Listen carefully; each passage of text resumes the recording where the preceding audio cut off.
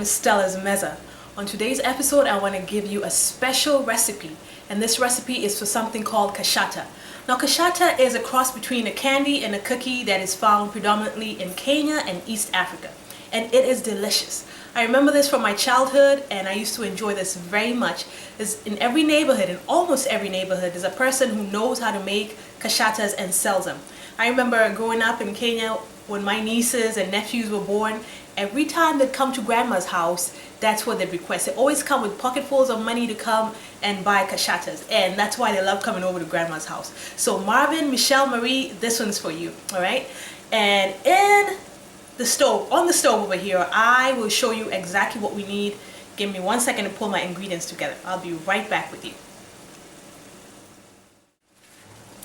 Now for this recipe, you will need 3 cups of desiccated coconut.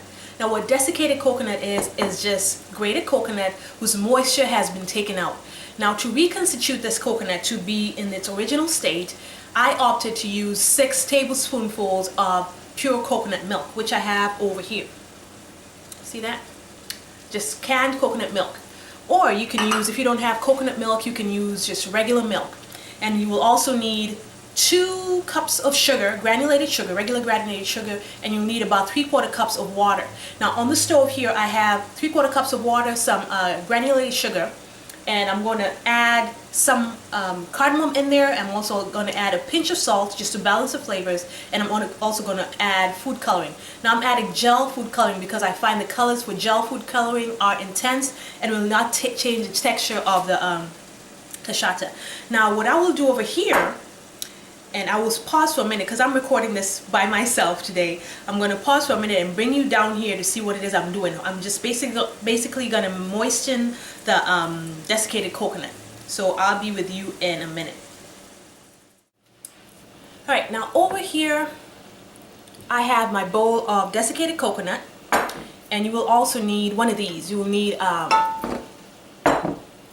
I'm using a glass baking pan, and if you want your kashatas to have a thicker, a lot of thickness, you want something more on the square side. That way it'll be less space and more of the kashata to squeeze in there. That'll make for thicker ones. I like mine kind of thin, so I'm using this, okay? So to this desiccated coconut, I am going to add some coconut milk. I'm going to measure 6 tablespoonfuls, and that's what I'm going to put in here.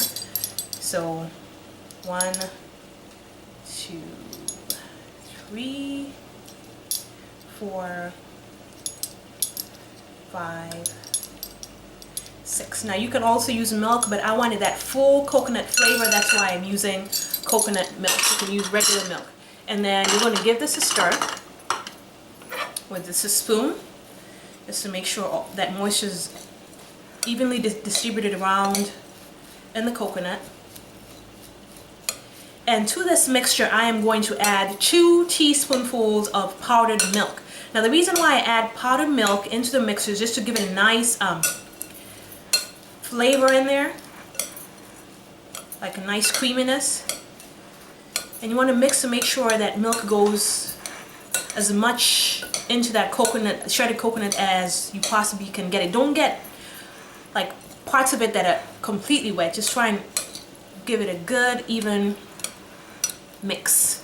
Now you see it's looking like freshly grated coconut at this point.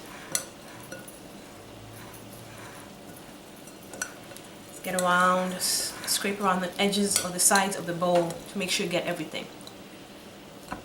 And here, I think we've got everything in there. We've got that milk all evenly in the desiccated coconut. And if you touch it, you'll feel, you see, it sticks to your hand. So that means the milk got good in there. And I'm going to add 2 teaspoonfuls of this. It's powdered milk, so heaped teaspoonfuls. So that's the first one, and that's the second one. And I'm going to cover that up, and I'm going to give it another good mix. Make sure it gets everywhere. And like I mentioned, on the stove there, I have my syrup forming. And that's a syrup that's going to work as a binder to put this coconut together. So in that pan that I have there, I have heavy bottomed, medium size. I use a stir fry pan, and in there I have 1.25 cups of just regular water and 2 cups of regular granulated sugar, and I'm going to add into that 1/4 teaspoon of salt just to balance the flavors. Every time I make something sweet, I try and put in there a little bit of salt. It acts as an agent to bring out the flavors of whatever it is you're making. Okay, so it's not cloyingly sweet. And then I'm also going to add some cardamom just for the flavor and the nice smell. If you like, you could use some cinnamon, ground cinnamon, same measurement, 1/2 teaspoon, or you can use a couple drops of rose water. That'll also give it that nice smell and taste. Okay, so there you have it. That's what it's supposed to look like, okay? So I'm going to move you over to the stove to see what's going on with that. Alright, now you can see I have this sugar and water mix on the stove, and I have it at on medium heat. Now what I do, just to prevent the sugar from crystallizing, is instead of using a spoon to stir the sugar in the pot, I just twirl it. I hold it by the handle and I twirl it around. And what we're looking for is a tacky kind of stage where if you put the sugar syrup between your pointing finger and your thumb, it should be stringy, kind of sticky. Okay, and it's looking a little bit thick in there. So what I'm going to do real quick is add the cardamom into the mix and also the salt, and then again I'm going to give it a nice little swirl just to make sure that it mixes in there. Oh my, and my goodness, it smells so good. I mean, I could actually if it was normal, I would actually drink from this the way it is. It smells really, really good, that cardamom. Okay, and what I'm gonna do is I have some pink food coloring here. I'd made a batch earlier, like I mentioned, and I use a different color, so whatever floats your boat, whatever color you like. And this is just gel food coloring by Wilton. You can find this at Walmart, and a little bit goes a long way. So I'm just going to use, see that? That's a teaspoonful. I'm just using the back of it, the handle, just to put a little bit of it in there. And if I look at the color and I want something a little stronger, I'll add it as I go. It's easier to add than to remove, so I'm going to start with that. I'm just going to put it in there like that. I'm aiming for something like a fuchsia color. Is that how you say it? Or like a kind of hot pink. And then I'm going to give it a nice twirl. That's perfect. See that? That's the color I'm looking for. So I'll just twirl it in there. And then I'm going to check the consistency of the syrup and make sure it's tacky. Like I said, you put it in between your fingers, like I'm about to do here. And let's see if it is sticky. It feels sticky, but it's not yet there. You want it sticky and also thick. The syrup itself should be thick. So I'm going to keep stirring, not stirring, actually swirling the pan until it gets to that consistency that I want. And in case you're wondering, that is tasty. So I can only imagine what the end product will taste like. And I mentioned earlier that you will need a baking pan to put the mixture in there. What I'm going to do once this has reached a consistency I'm looking for, I'm going to put the coconut in there, and I'm going to use a wooden spoon to stir it around. I'm going to keep stirring until the moisture has disappeared and the mixture starts pulling away from the sides. Alright, and if you see a little bit of brown in there, like a caramel brown, you know it's time to get it off. You get it off of there as quick as you can, or it's going to start burning. So that stage where it pulls away from the sides of the pan and forms together is called the ball stage. That's what I'm looking for. But first we're going to twirl this around until it's reached the required consistency. I'm going to pause this for a second. I'll be back once it gets to where I want to be, and then we're going to carry on from there. So we'll see you in a little bit. And we're back. Now this is what I was talking about when I was talking about tacky consistency. You see that? It's stringy. It's time to put the coconuts in. I'm just going to reduce the heat a little bit to medium-low, and I'm going to start slowly putting the coconut into the pan. You're going to need to work quickly to stir the coconuts in that mixture. You want it to coat all the coconut. You want the color to be on every part of this. See that? Look how pretty that is. beautiful colors. I mean, you can let your imagination go wild. Use any color that you like. That's the color to use. Gorgeous. And that's exactly what I was looking for. Okay. Make sure you coat all that coconut in that beautiful color. See how little gel food coloring we use, and look, it's gone a long way. It's very vibrant. If you do not have gel food coloring in your area, you can use powdered food coloring. That's also good. It won't change the consistency of what you're working with. I'm going to turn this back to medium high. Or you can, I suppose you can use just a regular water food coloring that I've seen at the grocery stores. I haven't used that in this recipe yet, but I suppose it will work. So I'm going to keep stirring and keep stirring until the moisture disappears. You see that moisture right there? We don't want that in there. You want it to looking a little dry and pulling from the side. So I'll be back with you when we've gotten to that stage. All right, now we're back, and you can see that most of the moisture has disappeared from the Kashata mix. Like if I lift it with a spoon, you see no water underneath it. So we're really close. I'm going to give it like 2 more minutes. I don't want it to start burning, and then we're going to come back and I will show you how to put it in the pan and what to do after that, okay? So we'll be right back with you. So we got our Kashata off the pan. You can see it's dry, okay?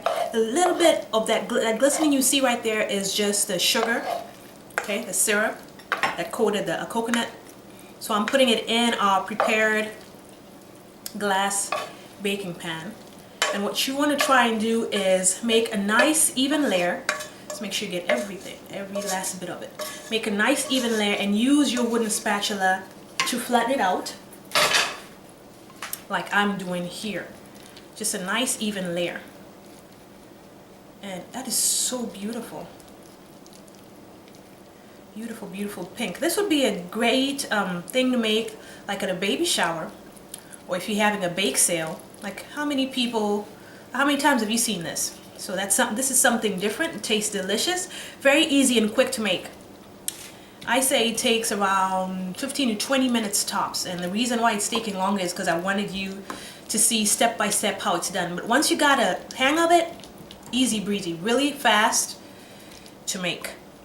And try and get the edges, try and coax it all the way to the corners and get it as even as you can. Now what you can do to prevent the Kashata from sticking to the wooden spoon is you can apply a little bit of cooking oil, any vegetable or anything like that, to your spoon, whatever you'll be using to flatten it, your spatula, and then just do it. It won't stick like it is over here. And then now, one thing about this is that it sets pretty fast. So you want to give it at least 4 to 5 minutes to cool before you start cutting it. And when you cut it, use the back side of a butter knife, okay? Try not to use anything serrated. Try not to do the back and forth motion because it's gonna tear it and it won't bring out the perfect squares you're looking for. So I'm gonna let this set for 5 minutes, and you'll know once you start cutting if it's still too soft to cut. You will know when you see that the shape is not holding as you cut. It comes back together. Stop and put it back together, like pat it back together. Give it a few minutes to completely set before you can start cutting again, okay? So I'll be back to show you what the finished item looks like, and when it's all dolled up and subbed up, what it looks like. So we'll be right back with you. Welcome back. Our Kashata has had time to set, and I'm ready to bring out the final reveal. What I went ahead and did is I went ahead and cut it up into little squares because that's a shape I grew up eating. You can cut it into any other shape you like. If you like to cut it into diamond shapes, you can go ahead and do that. If you have a cookie cutter and you like circular shapes, you can go ahead and do that. But I cut mine into squares, and I went ahead and put them in this cupcake liners just to have a pretty look, because I like pretty things, and I believe your eyes eat first. So to me, presentation of whatever it is you cook is very, very important. So I went ahead and put them in some cupcake liners, and I'm going to hold them up so you can take a look and see what we're working with. Now if you take a look, oops, I'll pull one out just so we don't have an accident. So you can see I put this one up in a cupcake liner. See that? and they're all nice and set. And I had a taste. I had to know if it was good, as good as I wanted it to be. So I went ahead and had a taste. I got a shame in my game, and I'm gonna break one up, and I'm gonna give it another taste. Now, if you see, it's gonna make a mess. I'm gonna hold it up over the serving plate. It cuts up, it crumbles like a cookie, but the stringiness of the coconut, shredded coconut, kind of holds it together. So I'm gonna take a taste of that. I'm gonna break it up again.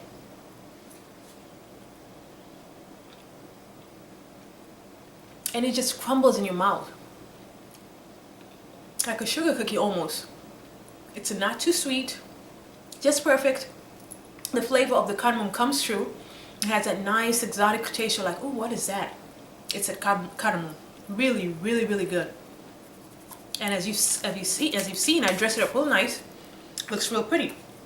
Now, I had made a batch earlier of blue ones, so I put them in this little platter. And that's what it looks like. So blue and pink. I think this would go great for a baby shower. You can use any color you want. Your imagination is what will limit you. So I hope you had fun. And if you like this video, go ahead and give it a thumbs up.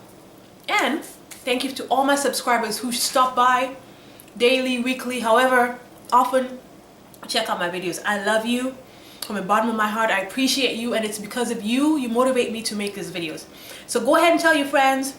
Keep coming back, and I hope you'll join me next time as I take your taste buds on another culinary safari. One more thing. All the measurements, the ingredients of everything I use to make this recipe can be found in my blog. It's www.stellasmeza.blogspot, so be sure to pay me a visit. I love you guys. Yeah, yeah, yeah, yeah.